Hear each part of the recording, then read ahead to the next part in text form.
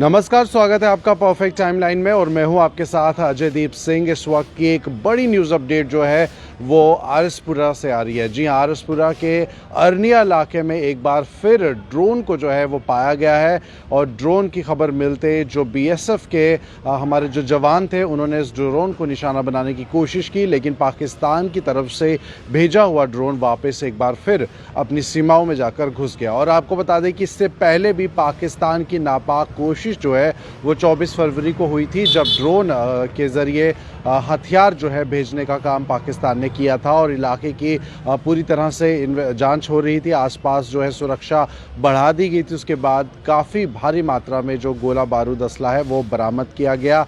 और वहीं आपको बता दें कि पाकिस्तान लगातार सिर्फ गोली ही या नहीं बल्कि सिर्फ गोला बारूद नहीं बल्कि साथ ही साथ ड्रग्स को भेजने का भी काम करता है। और एक बार फिर पाकिस्तान ने ये जो हरकत की है, ये गैर जिम्मेदाराना हरकत में से कहूँगा, ये पाकिस्तान की तरफ से आई है। और यहाँ पर ड्रोन को भेजने का काम जो है पाकिस्तान ने एक बार फिर किया। रात के समय की ये खबर है और ड्रोन की आवाज़ सुनते ही आरएसपुरा के अरनिया इलाके की ये खबर है। ड्रोन की आवाज़ सुनते ही जो बीएसएफ के जो हमारे जवान हैं उन्होंने उसे टारगेट करने की कोशिश की, शूट करने की कोशिश की, लेकिन बच निकला। ड्रोन वापस पाकिस्तान जा निकला। तो इस वक्त की एक बड़ी न्यूज़ अपडेट है आरएसपुरा के अरनिया इलाके से आ रही है, जहां पर फिर देर रात जो है एक ड्रोन को देखा गया, उसकी मौजूदगी को जो है देखा गया। और यहां पर जाहिर सी बात है जो हमारे बीएसएफ के जवान हैं उन्होंने उसे निशाना बनाने की कोशिश की, लेकिन उनके चुंगल से वो ड्रोन बाहर भाग निकला।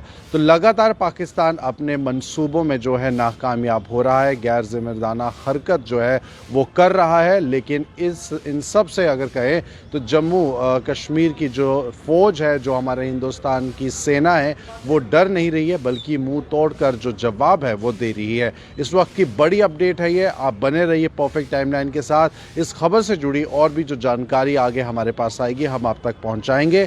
आप बने रहिए परफेक्ट टाइमलाइन के साथ। राज्य की तमाम बड़ी खबरों के लिए मुझे दीजिए इजाजत मेरे कैमरा पर्सन सुनील शर्मा के साथ।